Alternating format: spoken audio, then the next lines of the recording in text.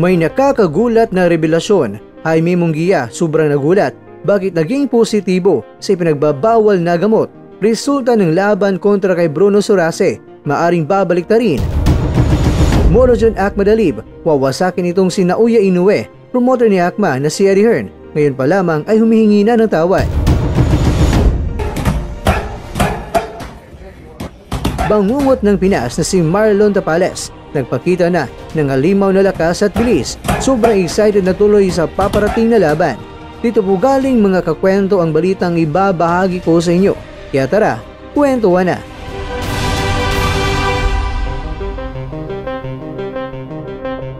Si Jaime Munguia, isang kilalang boksingerong Mexicano na inahangaan dahil sa kanyang agresibong estilo at walang talong record sa mahabang panahon bago nakalasap ng talo. Pero kamakailan lang mga kakwento ay nababalot ng kontrobersiya matapos lumabas ang balita na siya ay nagpositibo sa testosterone, isang anabolic steroid na karaniwang ginagamit upang mapabuti ang lakas at bilis ng isang atleta. Ang balitang ito ay labis ay kinagulat ng marami, lalong-lalo na't kilala si Munguia bilang isang disiplinado at masigasig na mandirigma sa ring. Ang testosterone mga kwento ay natural na hormone na mayroon sa katawan ng tao, ngunit ang sobrang dami nito, lalo na kung artipisyal na idinagdag, ay tinuturing na paglabag sa mga patakaran ng patas sa palakasan sa larangan ng boxing mga kwento, kung saan ang bawat suntok ay maring magdulot ng matinding pinsala. Mahalaga ang integridad ng laro at ang kaligtasan ng mga manlalaro. Kaya naman, ang paggamit ng performance enhancing drugs o PEDs ay mariing ipinagbabawal. Ang kaso ni Munguia ay nagdudulot ng masalimuot na tanong.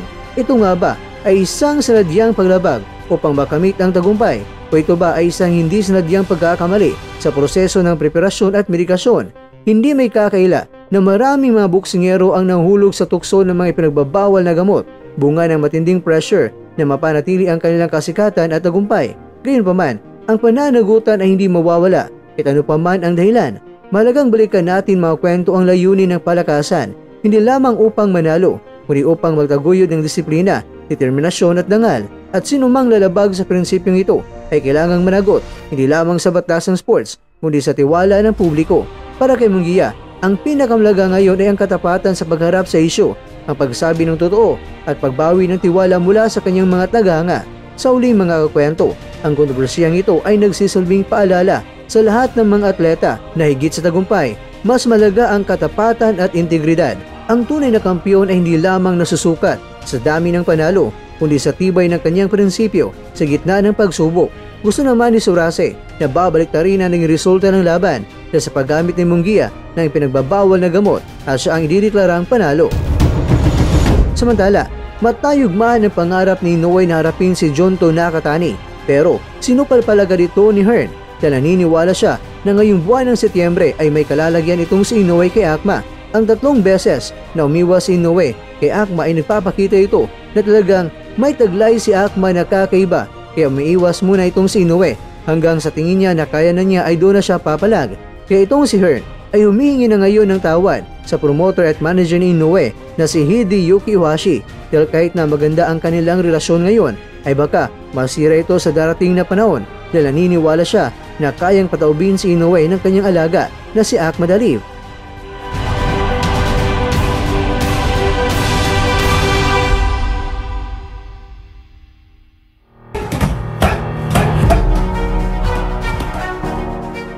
Mga kakwento, sobrang excited na ang bangungot ng Pinas.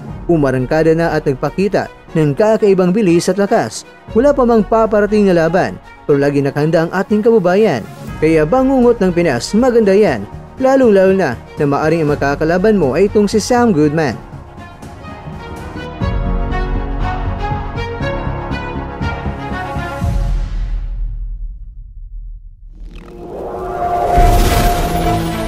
At dyan, nagtatapos ang ating kwento.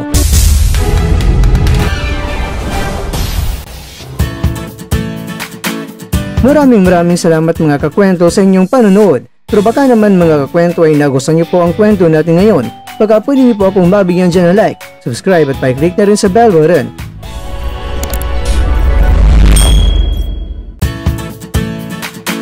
Pero bago tayo tatapos mga kwento, syempre, Shoutout po muna tayo dyan sa ating mga kakwento. Kay kakwentong Misael Noblado, kay kakwentong My Baby Love, kay kakwentong Ninette Romelin, at kakwentong nanonood ngayon, shoutout sa iyo dyan. Bueno, hanggang dito na po muna ang ating kwentuhan. At abangan nyo na po ating susunod na video.